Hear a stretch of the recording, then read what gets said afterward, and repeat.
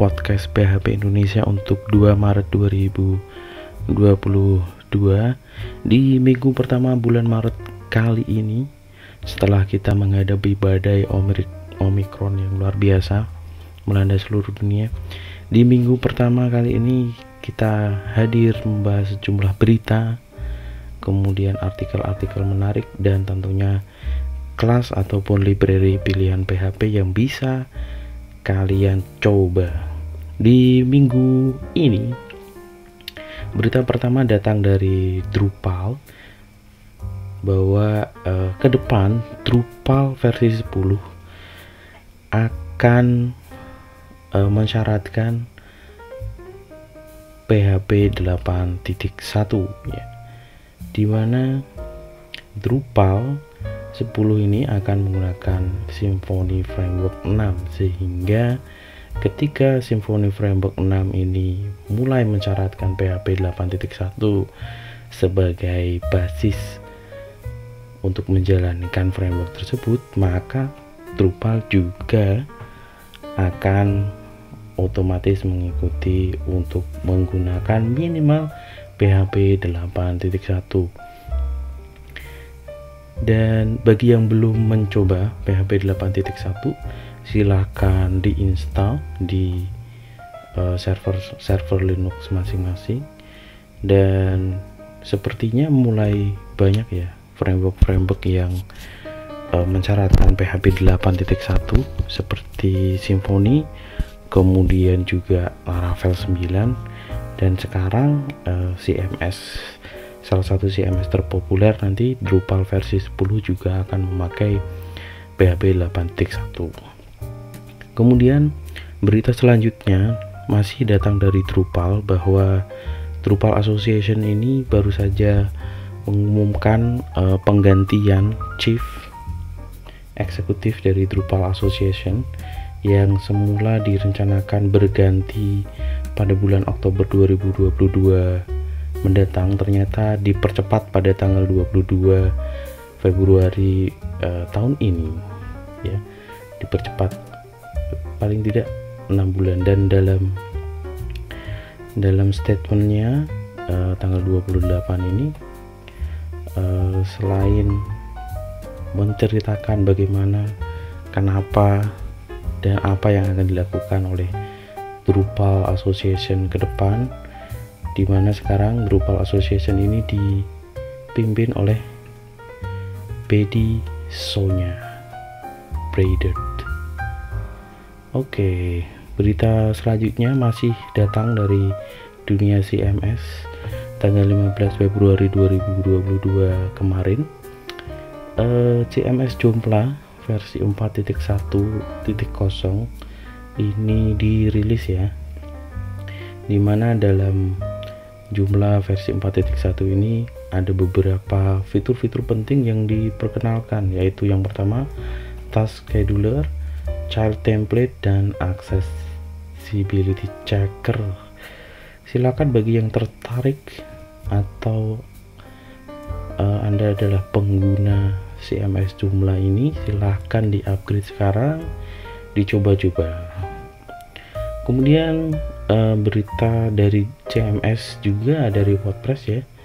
Dari WordPress tanggal 22 Februari 2022 kemarin, WordPress 5.9.1 resmi dirilis sebagai sebuah rilis maintenance. Ini 5.9 adalah versi terakhir ya, sebelum WordPress memasuki upgrade mayor selanjutnya, yaitu WordPress 6. Dan beberapa bug penting yang diperbaiki di versi maintenance ini memang cukup berbahaya, sehingga silahkan segera di-upgrade sekarang.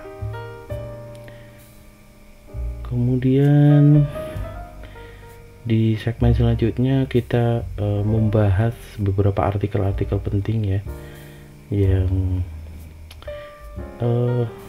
layak lah untuk dibaca kembali, meskipun agak lama ini, dari tanggal 10 Juni 2021 kemarin, ditulis oleh Mary Weaver di situs dev.to tentang framework kode Igniter ya. Keunikan khusus dari framework kode Igniter yang sebenarnya menjadi keunggulan khusus, dan saya cukup mengamini dari pandangan atau tulisan dari Mary Weaver, dari Mbak Mary Weaver ini.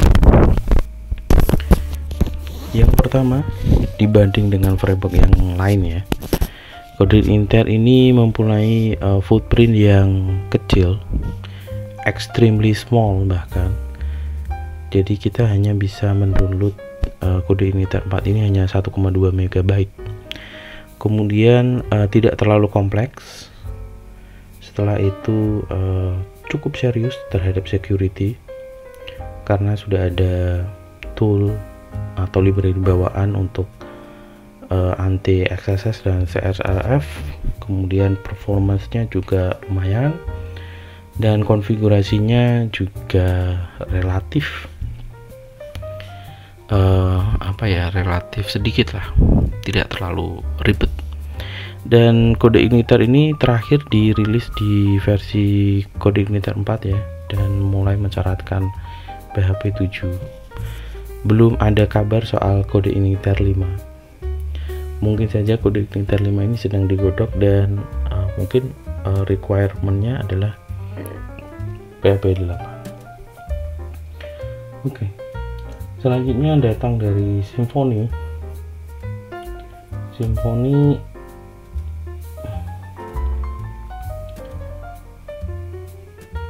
seperti kita tahu ya, Symfony ini merilis Symfony 6, di mana Symfony ini mensyaratkan PHP 8.1, dan PHP 8.1 itu mulai diperkenalkan dirilis kandidatnya pada akhir 2021 kemarin. Jadi bagi yang ingin mencoba fitur-fitur bleeding edge dari PHP, khususnya PHP 8, bisa menggunakan framework Symfony 6 ini. Selanjutnya berita dari eFramework bahwa tanggal 19 Februari kemarin eFramework timnya merilis extension API Doc versi 3.03, dimana bagi yang belum tahu ya, API Doc ini adalah sebuah API documentation generator yang disempatkan di J2, dan pada kesempatan rilis kali ini dia memperbaiki sebuah bug encoding pada dokumentasi yang tidak menggunakan bahasa Inggris. Kemudian artikel selanjutnya tanggal 15 Februari kemarin ditulis oleh Daniel James di pedium.com tentang membandingkan antara framework Laravel dengan native PHP. Sekedar gambaran ya,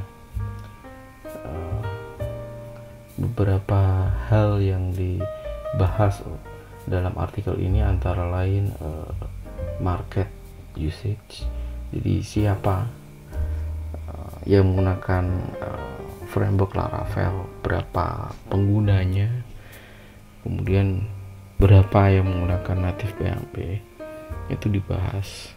Kemudian speed dan performance-nya, kemudian scalability-nya, kemudian arsitekturnya, dan semuanya disimpulkan.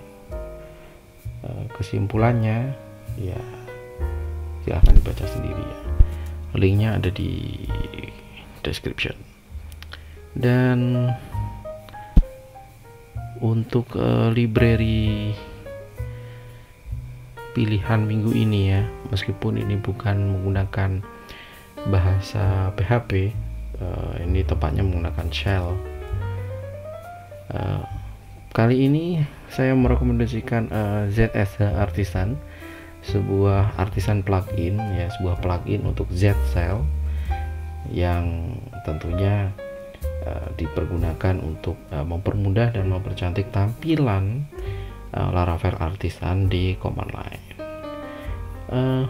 Halaman GitHub-nya di github.com/jasarser/zsh-strip-artisan ya. Contohnya bisa dilihat di layar ini, ada sebuah shell z shell di mana kita bisa menggunakan artisan dengan sintaks highlighting, kemudian autocomplete yang cantik, bikin betah untuk coding. Kemudian selanjutnya ada satu kelas menarik yang cukup populer minggu ini di PHP Classes, yaitu library ataupun kelas untuk mengekstrak teks yang ada di file PDF ya. Tentunya file PDF yang tidak terkunci. Untuk penggunaannya cukup mudah, jadi silahkan di include saja, kemudian kita buat objek baru PDF to text, kemudian diikuti file PDF-nya. Setelah itu kita bisa mendapatkan teks dari PDF yang di load tersebut. Nah, kemudian fitur-fitur penting lainnya itu bisa dibaca ya. Linknya ada di bawah. Kemudian segitu saja podcast kita minggu ini. Jangan lupa jaga kesehatan dan sampai jumpa di podcast selanjutnya.